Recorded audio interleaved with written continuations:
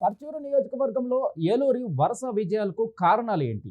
TDP నుంచి రాజకీయ అరంగేట్రం చేసిన ఆయన పర్చూరు నియోజకవర్గంపై పట్టు సాధించారా? దగ్గుబాటిని సైతం ఓడించిన ఏలూరికి టీడీపీలో పరపతి పెరిగిందా? పర్చూరు నుంచి వరుస విజయాలు నమోదు చేసిన ఆయన నియోజకవర్గాన్ని అభివృద్ధి పదంలో నడిపిస్తున్నారా? ఇంతకీ ఏలూరు గురించి నియోజకవర్గంలో ఏమనుకుంటున్నారు? Watch the story.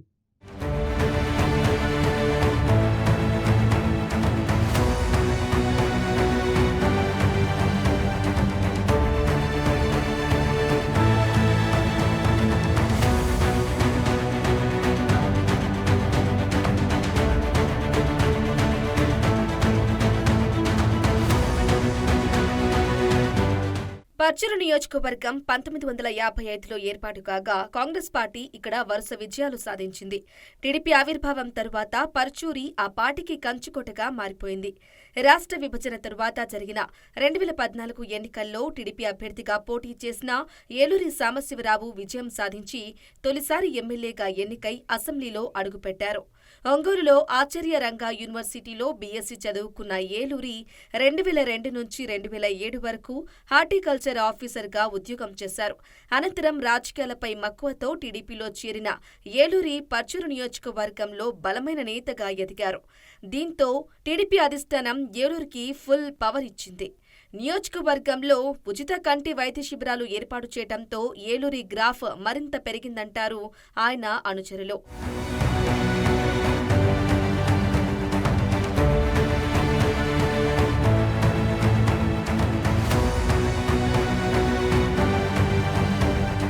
ఇక 2014 టీడీపీ ప్రభుత్వంలో ఏలూరి అధికార పార్టీ ఎమ్మెల్యేగా నియోజకవర్గాన్ని అభివృద్ధి పదంలో నడిపించారని అంటారు స్థానికులు. తొలిసారి ఎమ్మెల్యేగా గెలవడం, అందులోనూ పార్టీ అధికారంలోకి రావటం ఏలూరికి కలిసొచ్చింది. దీనితో నియోజకవర్గంపై మరింత పట్టు సాధించారు ఏలూరి. అయితే 2019 ఎన్నికల్లో పర్చూరు రాజకీయాలు రసవత్తరంగా మారాయి. దీనికి కారణం దగ్గుబాటి వెంకటేశ్వరరావు వైసీపీ అభ్యర్థిగా ఎన్నికల బరిలో నిలవడం. దీంతో అందరి దృష్టి పర్చూరుపైనే పడింది.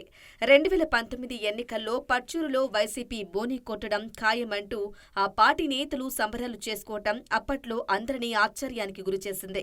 అయితే ఆ ఎన్నికల్లో రాష్ట్ర వ్యాప్తంగా ఫ్యాన్ గాలి గట్టిగానే వీచింది. కానీ పర్చూరులో మాత్రం సైకిల్ దూసుకెళ్లింది. ఈ పరిణామంతో వైసీపీ ఒక్కసారిగా డీలా పడింది.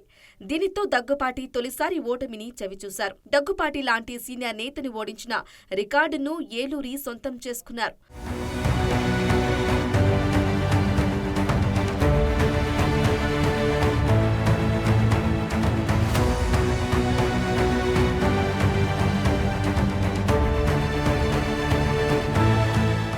2019 ఎన్నికల్లో ప్రతిపక్షానికి పరిమితమైన ఏలూరి నియోజకవర్గంలో ఏమాత్రం తన హవా తగ్గనివ్వలేదు. అధికారం ఉన్నా లేకున్నా నియోజకవర్గ ప్రజలకి నిత్యం అందుబాటులో ఉంటూనే టాక్ ఉంది. ఒకానొక దశలో ఏలూరి టీడీపీని వీడి వైసీపీ గూటికి చేరతారనే ప్రచారం జరిగింది. అయితే ఆ ప్రచారాన్ని ఖండించిన ఏలూరి టీడీపీలోనే కొనసాగారు. ప్రతిపక్ష ఎమ్మెల్యేగా అసెంబ్లీలో నియోజకవర్గ సమస్యలను గట్టిగానే వినిపించారు. దీనితో నియోజకవర్గంతో పాటు పార్టీలోనూ ఏలూరి పరపతి బాగానే పెరిగిందంటారు స్థానికులు. 2024 ఎన్నికల్లో మూడోసారి బరిలో దిగిన ఏలూరి వైసీపీ అభ్యర్థి ఎడం బాలాజీపై 24,000 మెజార్టీ సాధించి ఏలూరి చరిత్రను సృష్టించారు.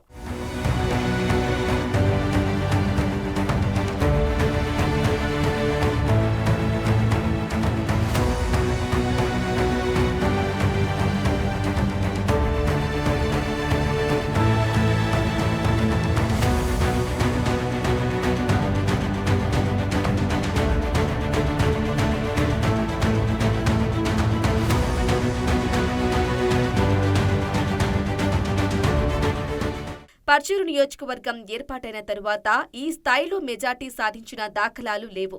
2004లో దగ్గుబాటి వెంకటేశ్వరరావు 15,000 ఓట్లతో గెలిచి అత్యధిక మెజార్టీ సాధించిన రికార్డును ఏలూరి బ్రేక్ చేశారు.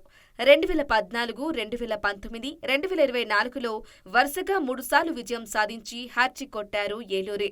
నియోజకవర్గంపై పట్టు సాధించడంతో పలు అభివృద్ధి కార్యక్రమాలకు శ్రీకారం చుట్టారని నియోజకవర్గ ప్రజలు అంటున్నారు. 3 సార్లు ఎమ్మెల్యేగా గెలిచిన ఏలూరి రాజకీయ భవిష్యత్తు పార్టీలోనూ నియోజకవర్గంలోనూ ఏ విధంగా ఉంటుందో చూడాలి.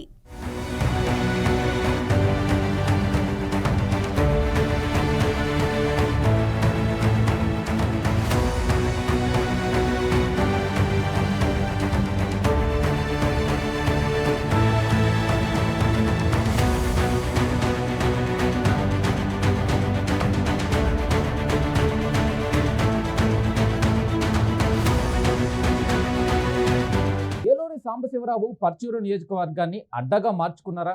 ఏలూరి వరుస విజయాలకు కారణాలు ఏంటి? నియోజకవర్గంలో వైసీపీ ఎందుకు పుంజుకోవడం లేదు? వైసీపీలో అభ్యర్థుల మార్పు ఏలూరుకి కలిసొస్తుందా? సీనియర్ నేతలను ఓడించిన ఏలూరుకి పార్టీలో ఎలాంటి పదవి దక్కబోతుంది? ఇంతకీ ఏలూరుపై అధిష్టానానికి ఎలాంటి అభిప్రాయం ఉంది? Watch the story.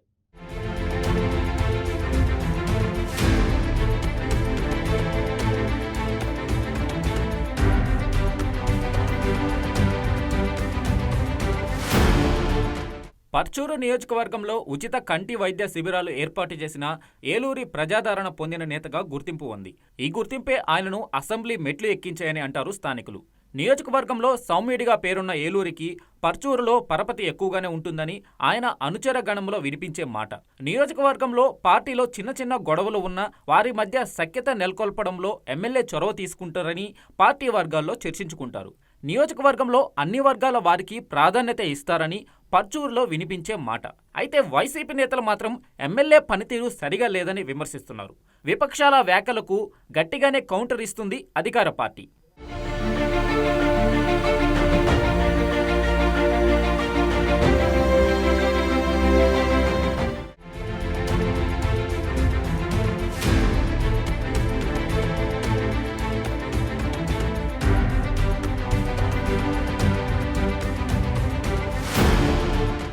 ఎన్నికల్లో వైసీపీ అభ్యర్థిగా దగ్గబాటి బరిలో నిలవడంతో ఆ ఎన్నికలు రాష్ట్ర వ్యాప్తంగా ప్రాధాన్యతను సంతరించుకున్నాయి.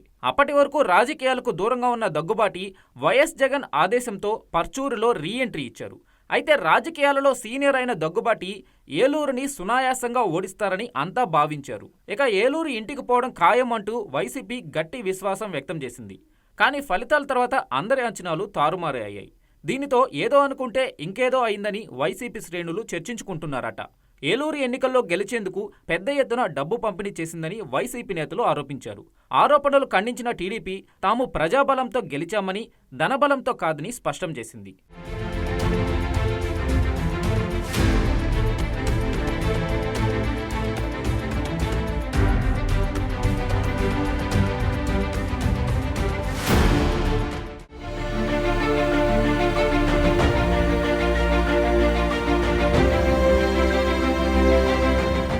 ఉమ్మడి ప్రకాశం జిల్లా టీడీపీలో ఆధిపత్య పోరు ఉందనేది బహిరంగ రహస్యం.